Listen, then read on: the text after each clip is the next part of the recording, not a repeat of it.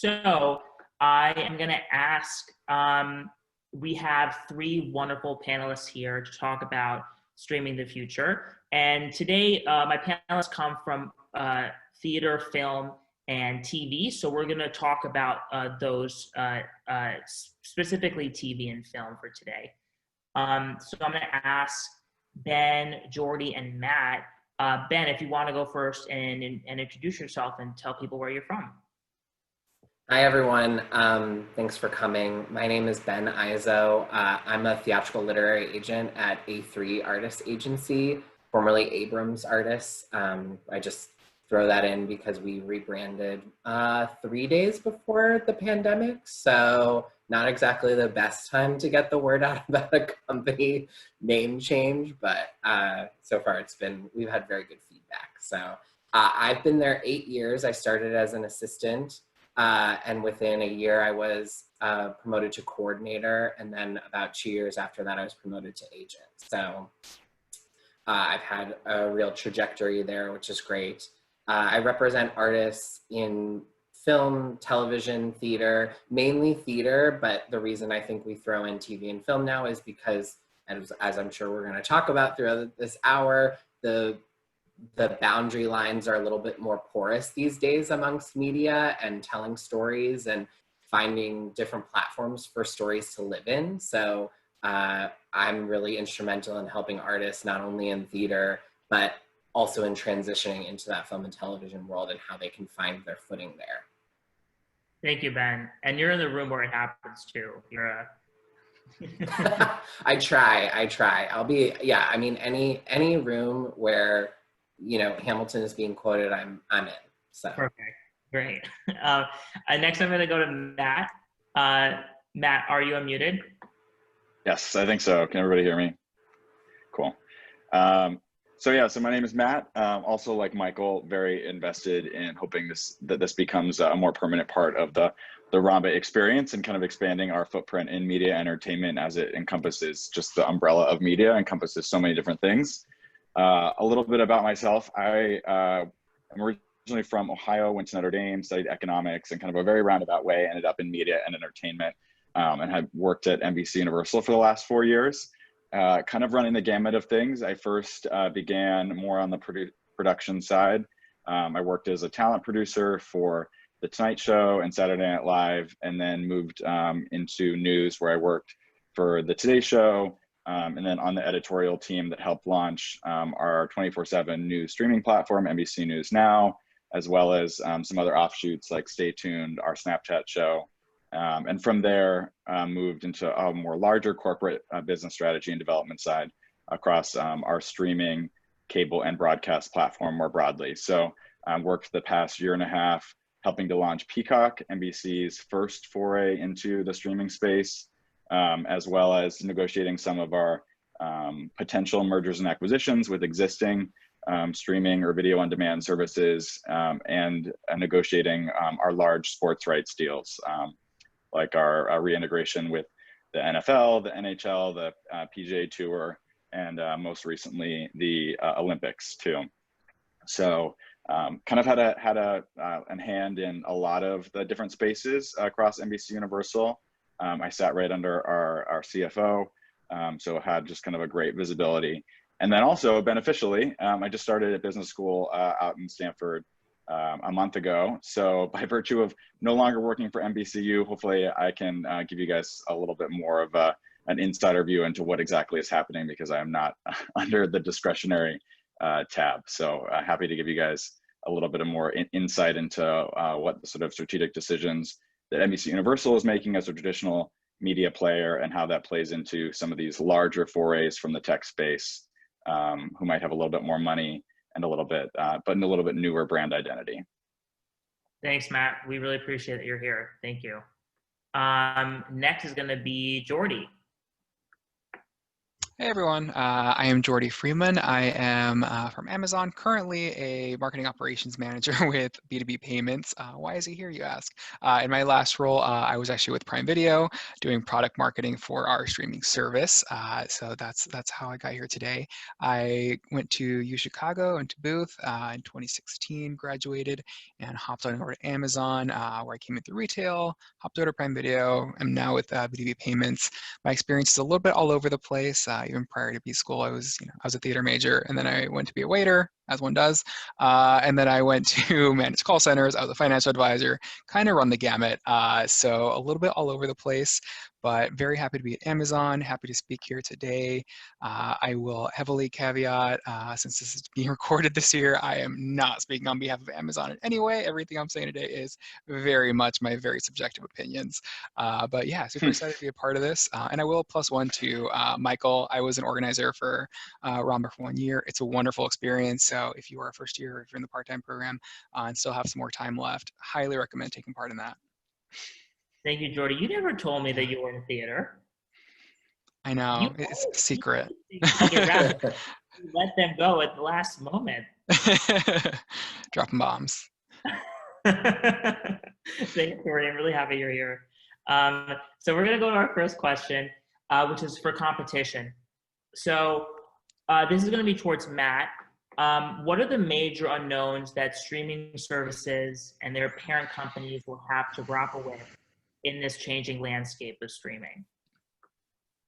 Yeah, thanks for this question. I think it's a great way to frame some of our discussion today, and really happy to take questions around this, because I do feel like this is kind of like the thing that interests me most about how these traditional media companies that are owned primarily by a conglomeration of telecom companies really navigate these competing dynamics between existing in the cable and broadcast space, but also making money off of people's subscription to Wi-Fi, and also like cable and other telecom services. So NBC Universal, like Time Warner, was recently bought by AT&T, is owned by a larger parent company who actually makes money the more people cut the cable. There's a higher margin on Wi-Fi and than there is from traditional cable. So there's a competing dynamic there with more people that cut the cord and stop subscribing to cable bundles.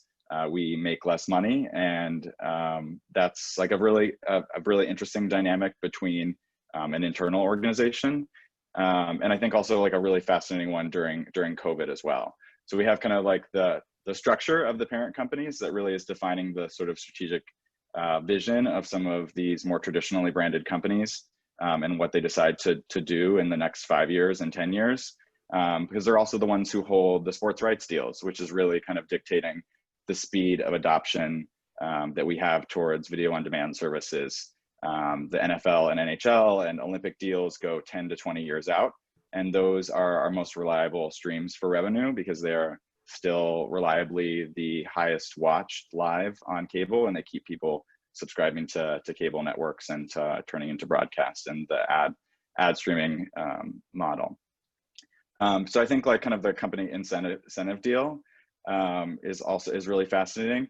But what you also see, obviously, in the last year, in addition to COVID, is all of these companies deciding that it's in their vested interest to launch video on demand services in a variety of different ways. So Peacock being the first one that adopted an ad video on demand service, or what we call an AVOD service, kind of leaning on the idea that people don't want to pay or continue to pay for additional streaming bundles, and also trying to ignite or catalyze on the idea that most people in a higher age demographic tune into and watch streaming services because of their robust content library, as opposed to new content, which is different in the demographics that maybe like we subscribe to, and why we might subscribe to Netflix or HBO Max or Hulu, because we want some of that new content and want to be looking at those the new the more innovative spaces.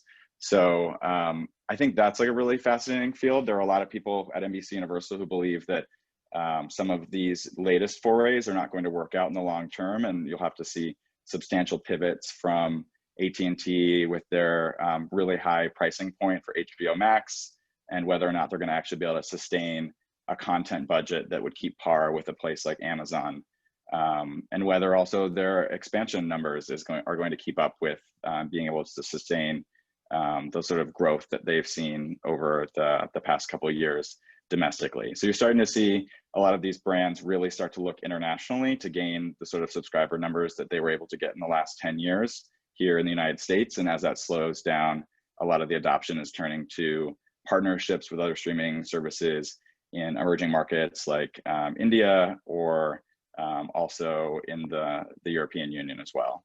So touch on a lot of different topics. I'm happy to dive into those as well, but just wanted to give you a broader overview of some of the big kind of levers that are that people are looking at in the industry. Perfect. I appreciate that overview. One thing that I'm really interested in is, I know HBO is owned by Warner Media, which is owned by AT&T, and I know NBC is owned by Comcast, right? Yes. Yep. So and maybe you can answer this first, Matt, and then maybe Jordy can follow up. Is what is it like having a big corporate parent company above such a creative machine? Do they let you guys do what you want in a sense of creativity, or do they tell you, hey, here's how we do things, we expect that you guys do that as well? Yeah, I think that's a great question. So NBC was owned by GE, General Electric, before we were owned by Comcast. And so I think people who have existed at NBC Universal specifically over the course of that transition were super happy when Comcast bought us. They injected a lot of cash into NBC Universal and made a lot of strategic investments that I think were super beneficial when cable was booming. What we're seeing now, though, are these, like I said, kind of competing interests at play, where Comcast is actually making more money during this time of COVID, where we see people really turning to investments in higher Wi-Fi or faster speeds, or like kind of different areas that are underserved, and that they make higher margins when people decide to cut the cable cord and switch over to just a Wi-Fi service. So what I think we're dealing with now, and a lot of the conversations that I was at right before when we were thinking about what the long-term effects of COVID are whether this is a short-term effect, or whether we see COVID really impacting the entertainment industry and media industry in the next year or 2 years. And I think that would really start to pull at the strings of whether or not it's actually worthwhile for Comcast to continue to own NBC Universal, or whether it makes sense for them to cut us loose, or even sell us to another content company where we might be better able to utilize some of our synergies. Gotcha. Yeah, that's great. Thank you for that. Jordy, I want to hear your opinion on, Amazon is such a hot, sexy company, and especially working, when you worked at Prime Video, did you experience sort of that, I don't want to say that Amazon outside of Prime Video is more corporate, but did they sort of keep you guys insulated in like a creative bubble, or was it corporate throughout?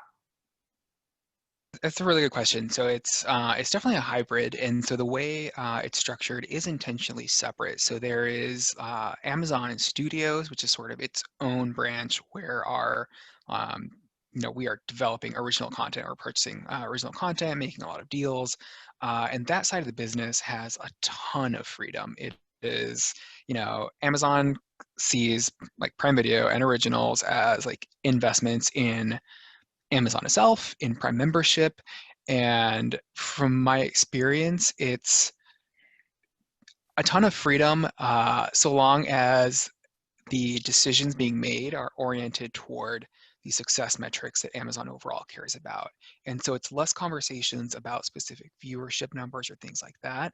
It's a lot more, when a decision is made, it's a lot more about, will this create more value from a Prime membership? Like, is it going to keep people in the Prime membership ecosystem? Are there ways to leverage synergies to get people to like watch something and also shop? If you saw Making the Cut with Heidi Klum and Tim Gunn, it's a great example. If you watch like Savage X Fenty, oh my, pause. If you all haven't watched the Savage X Fenty fashion show from this year, it is life-changing. As soon as this is over, go watch it. It's amazing.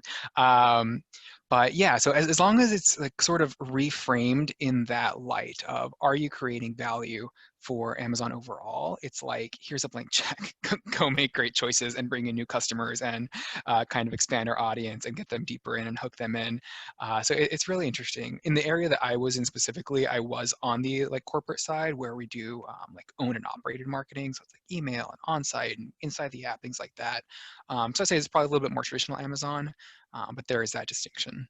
Gotcha. Thank you. Michael, do you mind if I hop on that real fast? Yeah. As a follow-up? Yeah, I just think that that's a fascinating difference between the way that like tech companies who are making these huge forays into the space and have a ton more expendable cash to really integrate the consumer experience. Those sort of conversations that Jordy are talking about are just leagues away from what NBC Universal is able to talk about from the position of a traditional media company, where we're really behind the way that people are consuming media and entertainment. And we just don't have the cash flow as content creation is a notoriously super high capital intensive industry and space to be in. And we just don't have the backing, even from a place like Comcast, to put the level of spending that tech companies are able to do, to put into the space. For example, I mean, you probably, if you're tapped into the space, you probably heard some of the like really interesting conversations once Bob Iger retired from Disney about Apple looking to possibly even buy Disney way back when Steve Jobs was still the CEO, and with Disney's hugely declining market capitalization with COVID, because they are not supported by a telecom company. They're purely a content play and a parks play, that are the sectors that have been most affected by COVID. Apple could buy Disney and still have money left over in cash right now. And so that's just a really interesting dynamic that's at play with these traditional media companies and then tech companies who just have a ton of more resources to expend and are more tapped into the viewing habits of people. That's super interesting, Matt. Yeah, that's it's actually almost scary to realize how much cash Apple has. Apple can close its doors for maybe 6 years now, and they'd still be fine. And speaking of content, that's going to move on to our second question, which I'm going to put towards Ben. So for Ben, how do you make sure your agency is bringing queer stories to the forefront? So as an agent, what do you look for? Maybe first, what do you look for in a good story? And then how do you make sure that the writer's vision comes forward in the best way? Sure. I mean, I think right now those things that you just mentioned are at the forefront of our mind, which is not only how can we make sure that there's a diversity of experience and a diversity of, different walks of life being represented, both, within our artists, but also within, just tracking industry trends at large. What I think is important for us and is something that we really value is making sure that you hit the nail on the head, which is the story has to be good before anything else. Like, we need to see an arc, we need to see a character journey, we need to see something that people can invest in, because at the end of the day, all those other ancillary things that come along with it, either, product integration or other things that have been mentioned, only come from a connection. And so that connection has to be emotional and you have to feel that gut-wise. And so that's where I think we're kind of that first line of defense in a way of, if we feel it, if we can get behind it, if we're passionate about it, we can sort of steer it into the right places and into the right content pods, as it were, so that that story can grow as large as possible. And I think what is helpful to us is all of the streaming platforms sort of carving out their own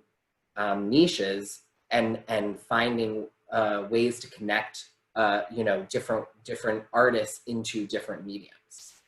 So that's important for us. Wonderful. More along the lines of, the clear agenda.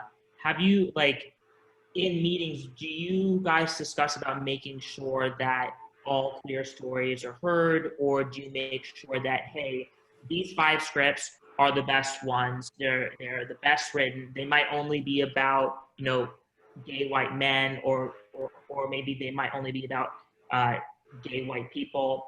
How do you make sure that there's a diversity of all of these stories being told, especially in an agency that's going to be pitching these scripts to companies like Amazon, NBC, and Netflix? Yeah, I mean, it's a tricky balance because a lot of what we have to do in that regard is based on what we're hearing from the marketplace. So a lot of it is responsive, which is a tricky place to be. But I will say, by and large, because the industry is so tapped into what's going on, globally, the things that we hear are often, we need a writer who is diverse and queer. We're not here. I mean, you can imagine, like, we're not hearing like, more straight white men, please. Like, we need them. So we're not. So in us being responsive, it doesn't shirk our responsibility because we're not just filling the marketplace with things that have been seen before.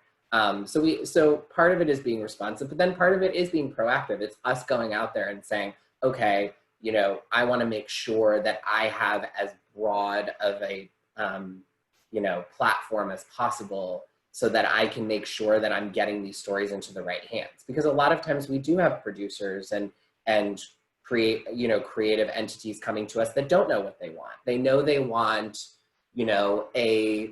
a story about healthcare workers on the front line, but they don't know what the take could be or which way you could find your way in. So if we are making sure that we have as broad a range of creatives as possible, who knows what shape that could take, so that it doesn't have to just be ER again. Maybe it's ER from a queer perspective. Wonderful, absolutely wonderful. Yeah, I think with that we'll segue into our third question, which I think I can shoot to Ben and Jordy.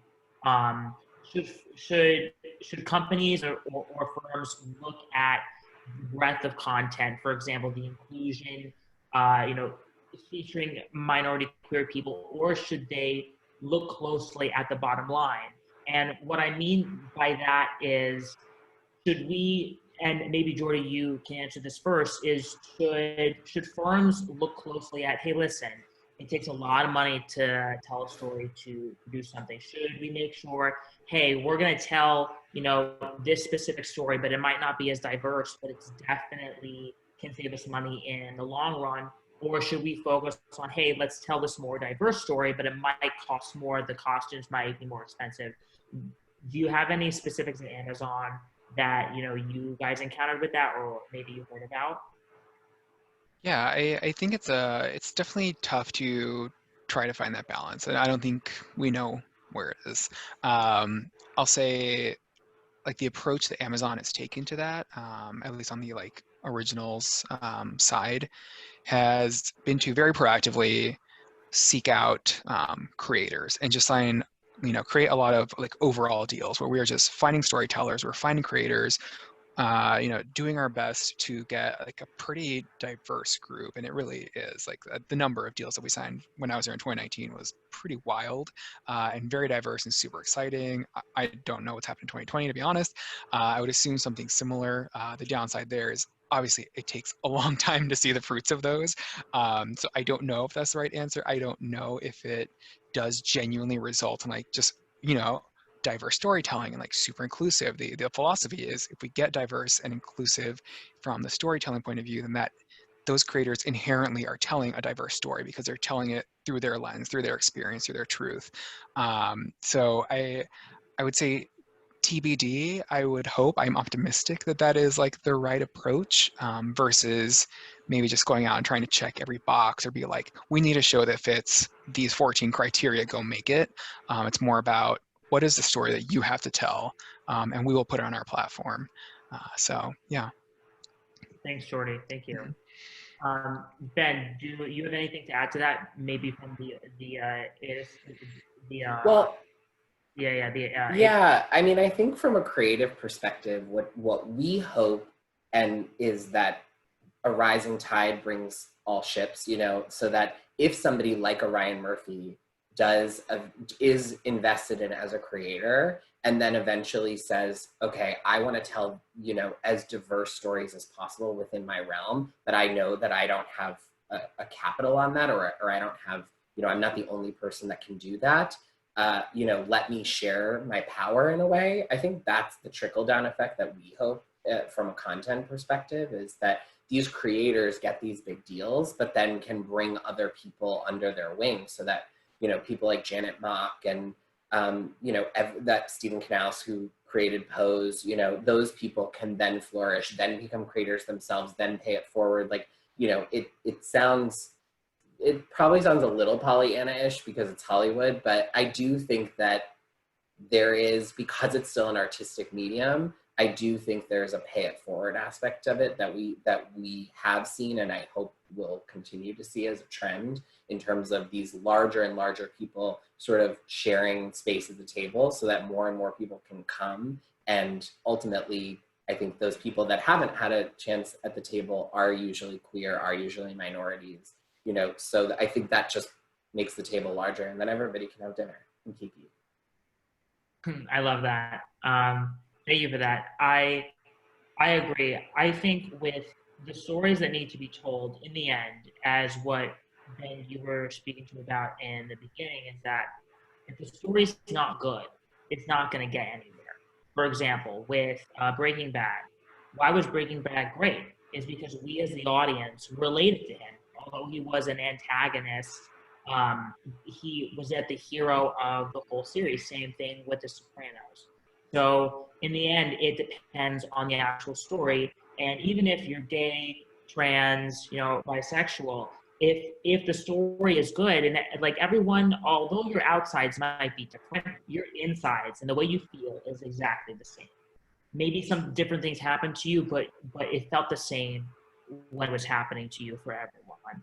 I don't want to make that gross, huge statement for everything, but I do know that a lot of us, although our lives look different, especially for people in this room, we've all felt the same way at some point. So I'm going to segue to our last question before our Q&As, which I think will be way more beneficial for everyone. And this, I'm going to start with Matt. Many streaming services are concerned with the sharing of accounts. What are some financial models you see that are becoming popular for firms to combat this issue? Yeah, I know it's like a really hot button issue that people love to talk about, especially because like I'm sure everyone on this call has shared an account at one period of time. I'll say, like, from a streaming perspective, like, you'll hear executives talk about it as if it's a concern. It's really not a concern that is like at the forefront of discussions, or people feel like they need to tackle. Really, the concern right now is brand identity and growth at pretty much all costs. And I really mean all costs. I mean, Netflix has like a content budget of like $15 billion a year, which is just staggering in comparison to HBO Max, which has like $3 billion in content spend. So Netflix or Peacock has like $1 billion over the course of 3 years. So there's such a competition in the space to really just grow and occupy as much of the market as possible. And then I think they're really punting the can down the road as far as when does this actually become an issue. And the stock market, which really is the basis for a lot of Netflix and Amazon and some of these like larger content players to continue to draw cash and fund some of these really expensive projects. They're not concerned about that. And so Netflix isn't concerned about it. Wonderful. Yeah, thank you. I know that I've done it. You know, I share I get my brother's Verizon account so that I can watch Verizon stuff down here for all the cable that I want to watch. So I appreciate you talking about that. Jordy and Ben, do you guys have anything to add on that? I would agree. Oh no, go ahead, Jordy. Thanks. Yeah, no, I mean, I would agree. I don't think it's a huge concern for Amazon. It's a similar vibe, right? It's like, or it's like students get it for free. It's how do you get the habituation? The idea is if your service is good enough, eventually they will become paying members. And so it's just, it's kind of a sunk cost kind of thing. Honestly, I feel like the greater concern should be, and this kind of goes to your first question, about like what's the biggest unknown is like the rebundling. I'm a person who has 6, 7, 8 different services, and let me tell you, that is more services than I want to have. It's more than I want to pay for. I can't tell you like how much rage I feel when I want to watch something and it's not anywhere that I already pay for. So I feel like that is going to be the bigger question, is like, where do you fall on a customer's rank? When I stack rank my services, something's not going to make the cut. And I think that's probably what they should be focusing on more than just like general account sharing. Yeah. Well, but I'm no business analyst on a call with a bunch of people that are in business and analyzing. But from where I sit in my layman's perspective from what you say, is it also seems that we're probably very close to them just recreating cable, and somebody will just take these streaming services and bundle them again, and we'll just call it something, we'll rebrand it. It won't be cable, but it will be cable. Like, so it feels like that's the trend we're going towards, unless somebody else has a wildly different perspective. Yeah, I will say, just as like the only two spaces where I feel like this has been like a larger conversation is with sports rights deals, because they're so capital intensive and they commit to what they're basically committing to especially like places like the NFL, is a certain number of viewers, because they not only rely on ads but also sponsorship as well. And so they're not only committing to delivering a certain number of eyeballs, and that doesn't mean accounts. So that is a larger conversation, I think, that's still punting down the road, because the NFL is still negotiating a 10-year rights deal. And just think about how much the media landscape has changed in the last 10 years. So they're really still investing in traditional media, and that's why NBC Universal has been able to hang on for so long. And I will say, like, I hope that this conversation will eventually include more people in the media tech space, because I know streaming bundling has become a large conversation, but there's also some really interesting tech investments that are happening right now, where you can search for a piece of content and it'll automatically subscribe or unsubscribe you to whatever service that has that piece of content for just the duration that you would watch it. So really optimizing your pay schedule so that you're not paying for these full subscriptions and taking advantage of all these free offers or trial periods, so that you're not paying for an actual full subscription. Even on a monthly basis, you would just be paying, optimizing kind of your pricing schedule that way. Perfect. Thank you, Matt. I think with that, what we're going to do is we're going to go to Q&A portion, which I know a lot of people are excited about. Would you guys want to do breakout rooms, Jordy, Ben, and Matt, or would you want me to take questions? People can send them to me. I know we have a big group, so I think breakout rooms might fare better. But I know some of you guys are more specific in your areas of expertise, so I don't want to put you guys in a breakout. Eric's shaking his head. I think we have a pretty diverse group of opinions here, so I'm happy to take it as a full crew, and then we can offline if people want to later. Yeah, sure. I agree. Ben and Jordy, that's good. Yeah. All right, perfect. So if you guys want, I'm going to. You can message me personally your questions, and I can then ask them. So if you want to send questions, just find my name. It's Michael Hajar. Perfect. We already have some coming in. And I'll let some of them come in, and then we can ask them and go forward. And while they're coming in, Ben, back to your point, just because a lot of us in here are getting our MBAs does not mean that we know how to do any sort of analytics. I am the first person to tell you that I went from 8 a.m. TAP class to 8 a.m. stats, and that was rough. And I love that sentence. Yeah, no, it's true. And to be honest, in my eyes, I just know how to say LIFO, FIFO, and then from there, just cross my fingers so someone understands it. So I think the first question I'll take is from Tommy.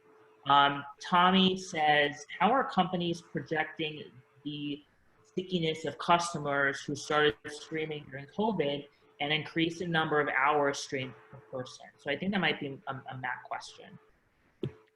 Sorry, and just to reflect, so how are they thinking about this stickiness of new consumption trends, people who are switching over to streaming? Yes. Yeah. Yeah. Yeah.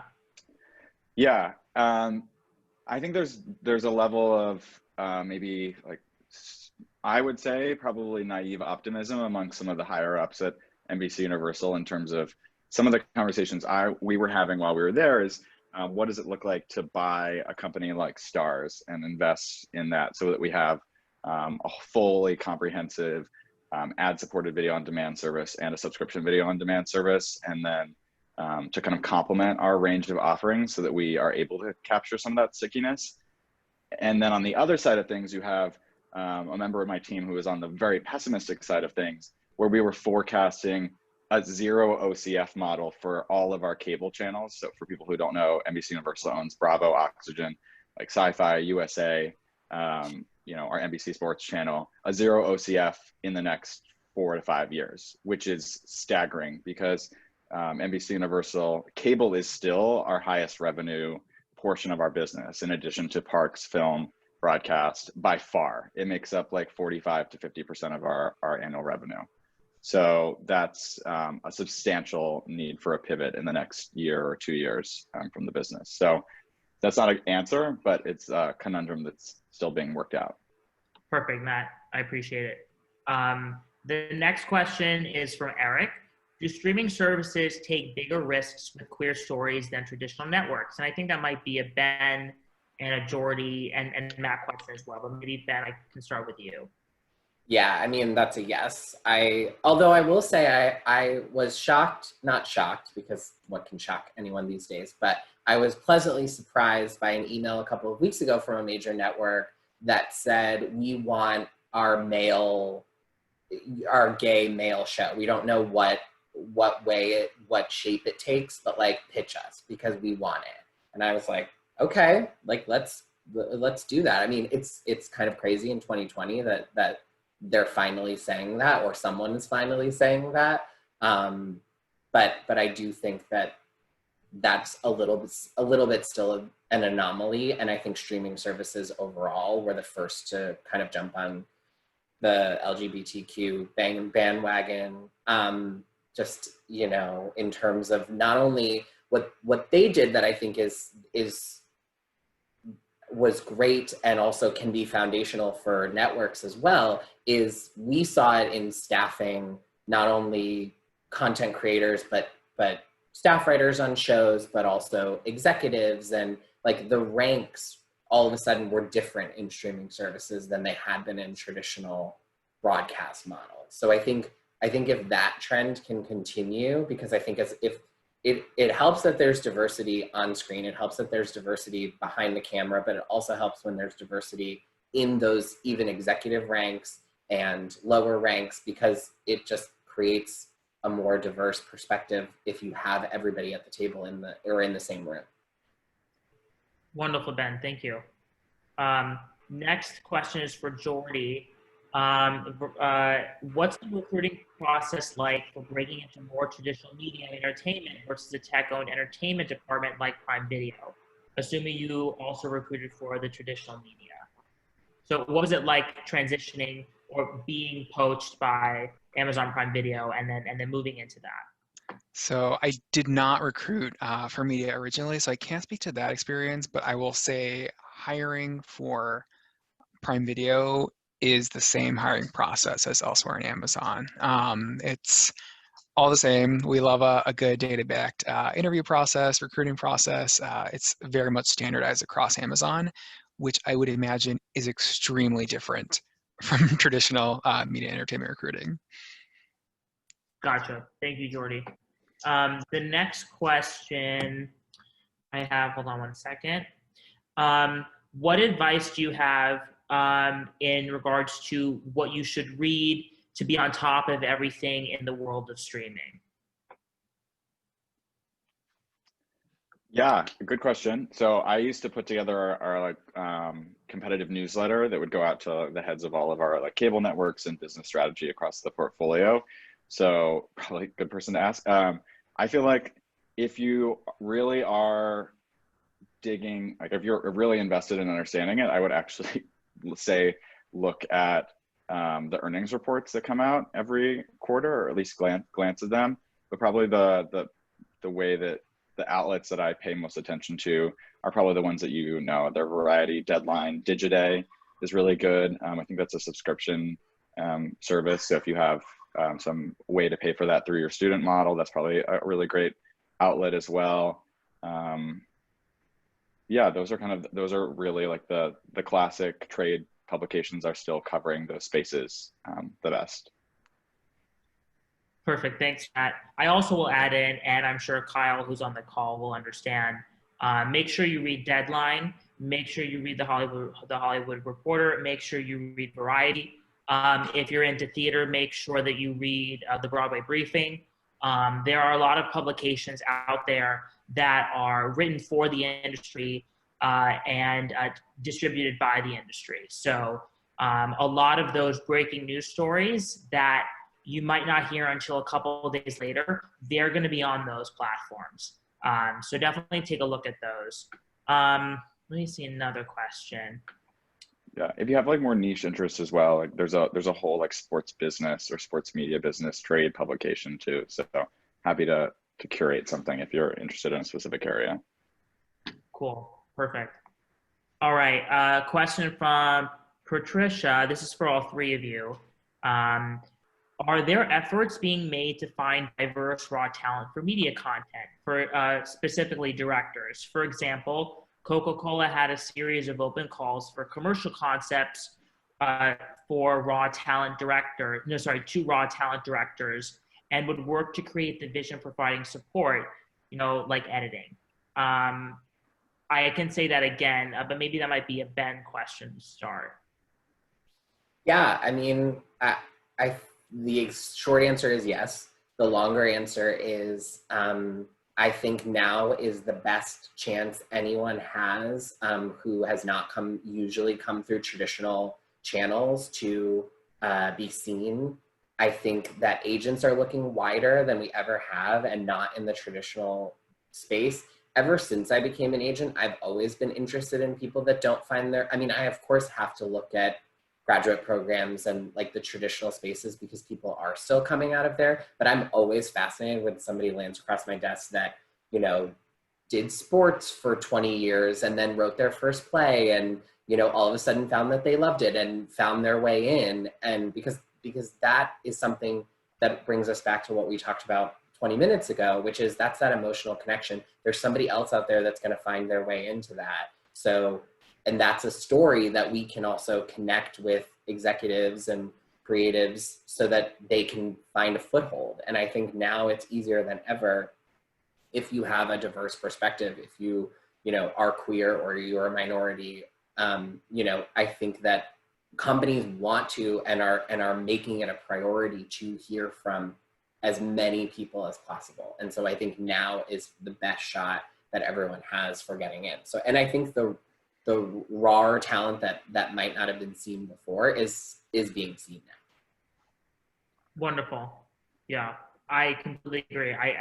I think now that people are seeing what type of talent is out there, they know that in the zeitgeist moment, they want to see these specific types of people that are offering that raw talent that maybe more polished performers might not have.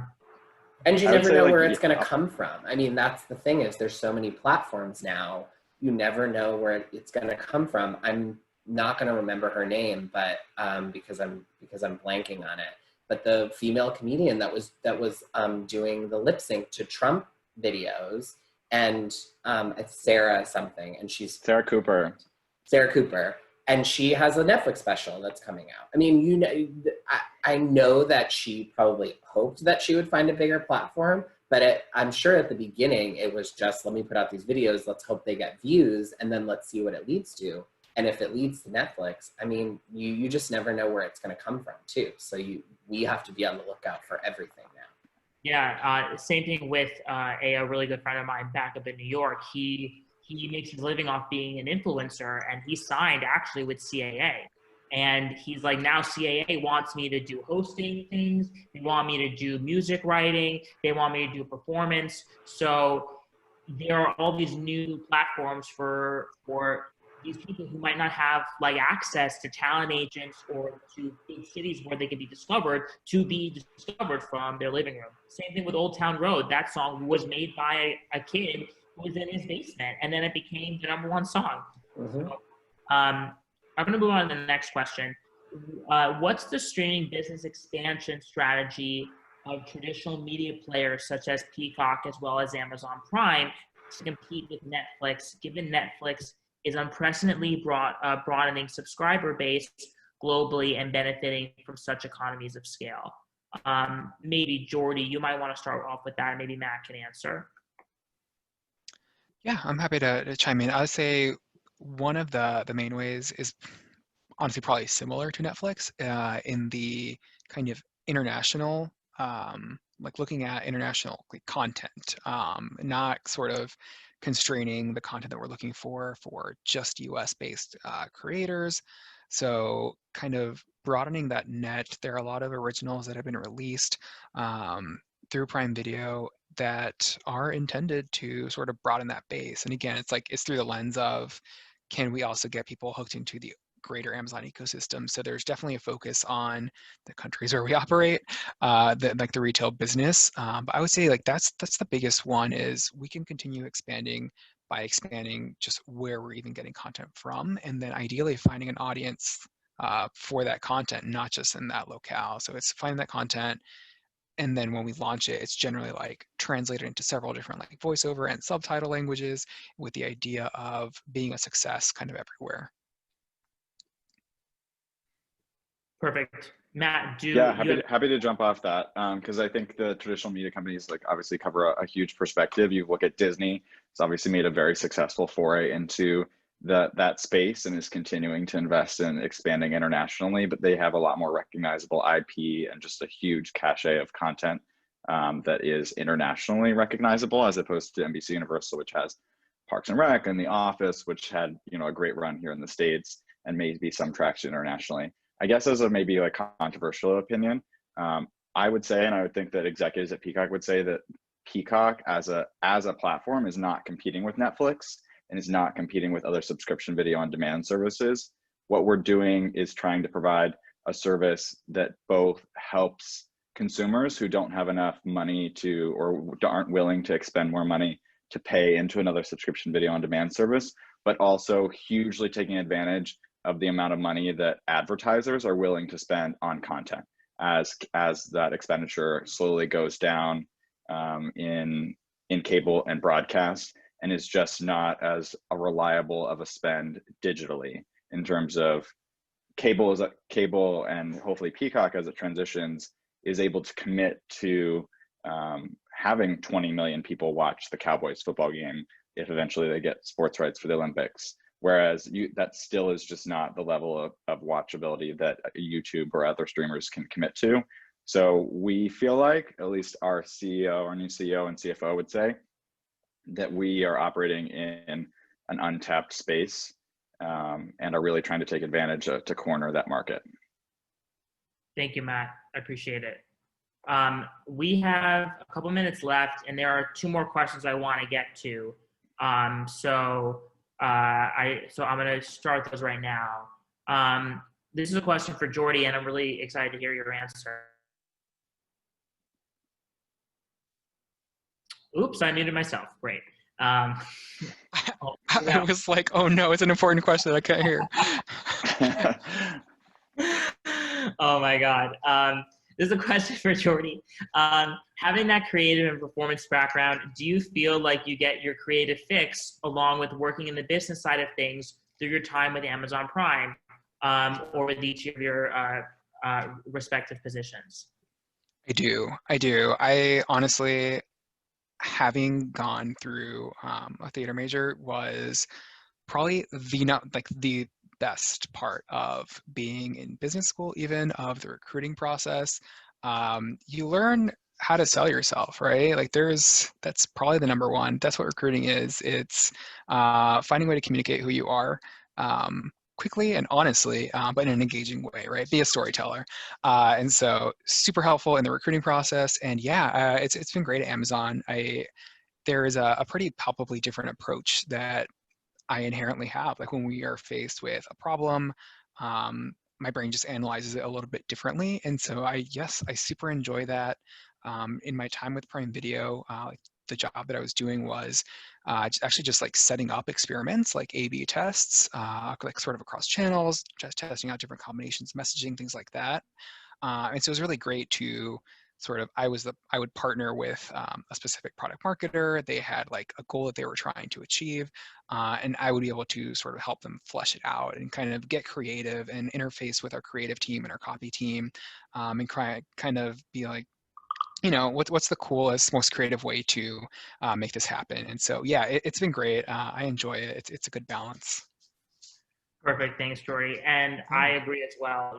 As someone who has a musical theater background as well, it's really just trying to sell yourself. It's when you were trained to perform every day, especially during training and also doing shows, you normally do that throughout your whole day and your whole life. So I appreciate your answer on that. Thank you. The last question, and I know last question, are studios still buying new pilots with COVID closing everything down, or has it slowed down until filming can begin again? I think this is a Ben question to start. Yeah, I mean, we definitely saw a sort of dip, I think, when the pandemic first started, of just people were still taking pitches, but no one was really buying anything because no one really knew what they were going to do. But now that people are getting back into production, and even the bigger shows are starting to see a light at the end of the tunnel, I do think that people are buying. I think that the buying's gonna be more conservative than it has been. I think everything's just gonna be more conservative than it has been, because I do think there's gonna be a little, there's definitely gonna be a feeling of belt tightening and making sure that the people aren't overspending. So I think it's going to be a little bit more targeted, but I do think that buying is happening and will continue to happen now that protocols are being put in place that people can go back to work and film. Wonderful. Yeah, I definitely agree. I think now people are sort of seeing how can we edit our budget so that we're not overspending, but yet we want to get things going because things need to go back to normal.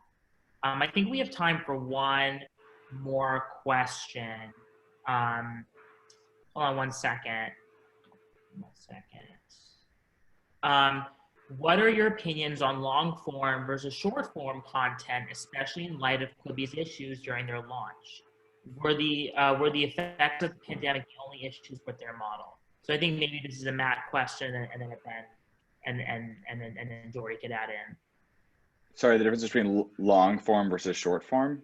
Yeah, so like long form as in, normal 24-minute content, 30-minute actual episodes, to like Quibi's like 1-minute content snippets. Yeah, I mean, I feel like Quibi is a great example of that, and they're thinking about trying to sell themselves apparently already. So that short form model, I think, was super like maybe a great business idea when people were commuting and looking for shorter content pieces. But now it seems like the consumption model that's here to stay, at least for a while, maybe the next year or so, until COVID maybe brings back a more recognizable reality, is still for long form. But maybe for less capital intensive products. Like you probably won't see like another superhero movie come out in the next couple of years, because the sort of conditions that you would need for production around that are just not going to be a reality for a while. I don't know if that answers that question, but I think it does. Yeah. Ben, do you have anything to add? Yeah, I believe that people still want long form because I think what you look at with the binging trends especially is, people can watch a 10-hour show in 2 days, so I think Quibi definitely had, issues with the timing that they couldn't have predicted, but I don't know that people would have found it regardless. And I also think that they suffered, I mean, this is a little bit of armchair schadenfreude, but I do think they suffered from being, run by a bunch of 50 and 60-year-olds that thought they knew what 20-year-olds wanted to watch, which I think turned out to not be the case. Not to dance on Quibi's grave. They're not dead yet. That's very funny. And with that, I think we have to end, guys. This has been such an amazing panel. You three are wonderful humans, and thank you so much for working with me. Thank you to Joel, who is my assistant session director, keeping time and making sure everything is neat on the back end. Thank you to my other session directors, Kyle and Mimi as well. And Matt, thank you guys for helping making the entertainment sector, Rama, really great this year. Next week, Joel will be hosting Gamer, which is when we'll be talking about gay people and LGBTQ plus people in the gaming industry. So make sure to catch that. If you have not been looking at our Slack chat, make sure to get on it. I had the QR code up before, but I can post it again in the chat. And guys, thank you so much for taking time. Ben, Jordy, and Matt, thank you so much for taking your time out of your day. I know you're all really busy, and it was great seeing you all. So Thank you for having us. Of course, no problem. I'm going to stay here a little bit. People have some questions, and I hope to see you guys really soon. Reach out to me on LinkedIn if you haven't connected. And yeah, so I'm just going to stay here, and if people have any questions, I'm here to help. Yeah, I'll stick around as well for a few minutes. Yeah, absolutely. Hey, Kyle. What's going on? How you doing? I'm so well. How are you? I'm good. Oh, and I forgot to say, guys, this is being recorded, so you can access the full Q&A and the full panel online. And when it's posted, I'll make sure to put it in the Slack chat so you guys can see it. I'm just going to end the recording right now. So just don't tag Quibi. Yeah, no, don't tag Quibi. Don't tell or Amazon. No tagging, no tagging. Or Amazon, thanks. It stays in the Zoom room, what guys. I'll do is I'll just write Jordy Freeman's Real Opinions on Amazon Prime Video. # We Danced on Quibi's grave. Great, great. Jordy Freeman claps back, like all caps. And it's going to be your face, and you doing this, and Amazon and Jeff Bezos like receiving this clap. Yeah. Done. Not controversial. Anyone who's sticking around, do you all have any questions or any topics you want to bring up? I actually did have kind of a more specific question just based on just hearing from the different people in the panel. So I'm Nathan Mills. I'm at Baruch College in New York doing my MBA. It's my first semester. And I also have a performing arts background. So sort of unexpectedly large percentage of this panelist comes from, I have a classical music background. I went to Juilliard originally. So I guess I would just love to hear a little more about your experience, making that transition from, the performing arts to business school, because as you know, there are a lot of things that are related, especially in your ability to pitch yourself, which I found to be of huge advantage, but just, what your pluses and minuses were with that and like moving forward, and because it is a big 180 shift. Yeah, I'm happy to chime in on that one. I will say I was so pleasantly surprised. I was really nervous, and especially going to Rama because it happened so early, right? It's like your first major thing. At least for Booth, it was like a week into classes because we started late. And so it's a little bit terrifying. I will say there are so many companies who not only are okay with, but are actively seeking non-traditional backgrounds. Like there are so many places that are welcoming you with open arms. Like it is not starting from like a place of deficit. It really isn't, which I know is hard to get over at first because you look around, you're like, oh my God, this person's been doing a business for 7 years, and here I am, a person who knows nothing. But truly, it was so deeply not an issue. There are some companies who are not looking for non-traditional and they don't want to take a chance, and like that's fine. So probably your job is more around kind of sorting which ones fall into which categories. But yeah, like trust me, it's not a thing that's going to hold you back. You just have to find the companies that really value that, and that's where you'd want to be anyway. Yeah, Nathan, I'm also going to chime in as well. I have a music theater background. I went to NYU for that, and like Jordy, when I first came to grad school, I was very taken aback by how many people were so qualified with their analytical skills. I didn't even touch a graphing calculator in years, and and I think something just to take note, what Jordy was saying is some companies are not looking for you. They don't care. And I know that's kind of harsh, but you need to weed out which ones are looking for you and which ones aren't. And the ones that are looking for you will show up. You just have to go and look. I will also say that although you have your extensive music background, you have to make sure that you beef up on your analytical skills, because in the end, and what people don't say, and feedback that I've gotten is that, yeah, you're creative and all, and that's great, but when we hand you, some analytical work to do, are you going to be able to do it? And just making sure that you beef up on those skills, because you don't want it to be between you and someone else gets that job because they're a little bit better at math than you. So I know with music theory and math are very closely intertwined. So if you understand theory, I'm sure math will be fine.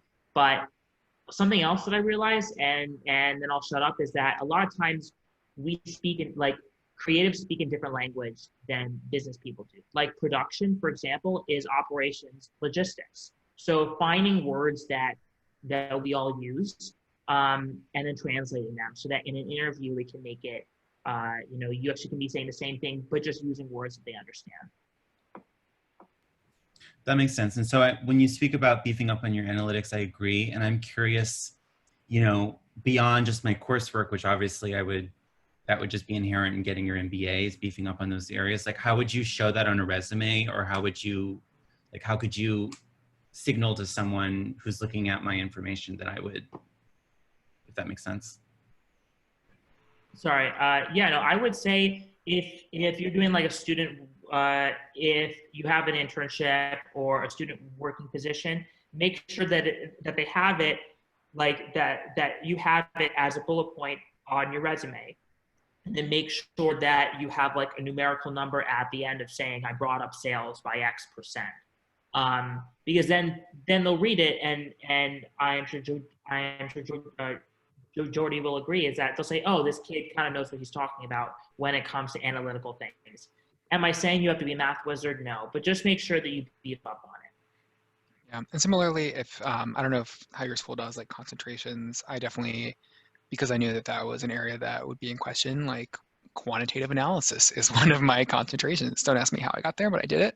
And so it's just like little things like that, right? Examples that show that I didn't live my life in an Excel spreadsheet, but that doesn't mean that I don't look at things from a data-backed perspective. It's just slightly different. Got it. You feel better about my corporate finance class. You'll be fine. The struggle is real. It's so real. Listen, if we could do it, you can also, so don't worry. I actually have a question from Tommy. With so many talented queer actors, how can we apply pressure so straight actors don't keep getting all the queer roles? I think that's a question for Ben. I think that's a Ben question. Tommy, you're really going into the fray here, because that's I will tell you, it's a hot button issue amongst the people that I work with and interact with. I think it's really valid. I want to believe that there's a world in which that trend can reverse itself. But I think what's troubling me is every time, I think Love Simon and Love Victor is actually a great example, because Love Victor, I think what's become the media trend now is that actor says like, oh, well, I have a gay cousin that I talk to and I spent hours with, and that means something to me. And that somehow gives that person a pass, which I think is really interesting.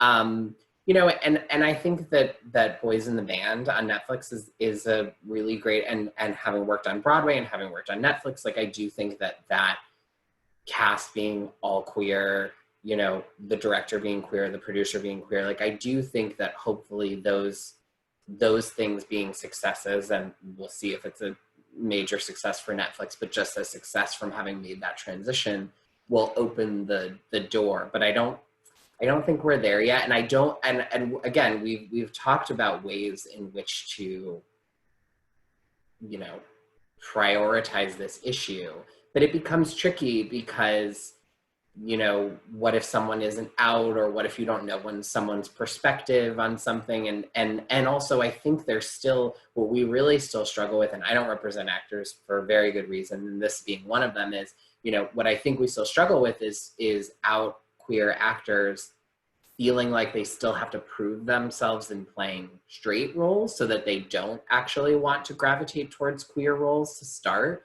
because they really want to establish themselves in this, you know, straight, whatever that term means in this context, but like that sort of straight universe, so that they don't feel pigeonholed. So I think that's actually what the trend, that's what could buck the trend, is if we have agents, and it's on us. But, and I think other talent representatives sort of saying to them, like, you can do everything. You will have, all the doors will be open to you. So don't feel like if you play a gay role that all of a sudden you're only going to be a gay actor. Yeah, and also to add into that, you know, directors like Joe Mantello, who is out and queer, he's gonna make sure that all the actors, like, he's a theater legend. He's a theater guy. He's also a really great actor as well, and please go check out his work. He will make sure that queer actors will be played by, people who are in the story. They will most likely be played by people who also relate to those characters in real time, in real life. So I think it depends on the creative team as well. And if they're willing enough to be like, to a corporate environment, say, hey, listen, this is my viewpoint on this. You know, if you don't like it, I'm sorry, but I'm not going to do the project. But also there might be some directors who don't have as much clout as Joe Mantello, who also directed Wicked, you know, who directed so many big Broadway shows, and he's well established himself. They might not have other directors who might identify in the same realm as him, might not have enough courage to maybe stand up. But does anybody else have any other questions? I know we ran a little bit long and Zoom's going to kick us out in a few minutes. But I think with that, I think we'll end it. Ben, Jordy, Matt, you guys rock. You guys still rock. Thank you. You're the best. Thank you all. Thank you guys. And with that, I'll see you guys soon, and have a great weekend, guys. Happy October 3rd. Thank you too. All right. Bye, guys. Bye.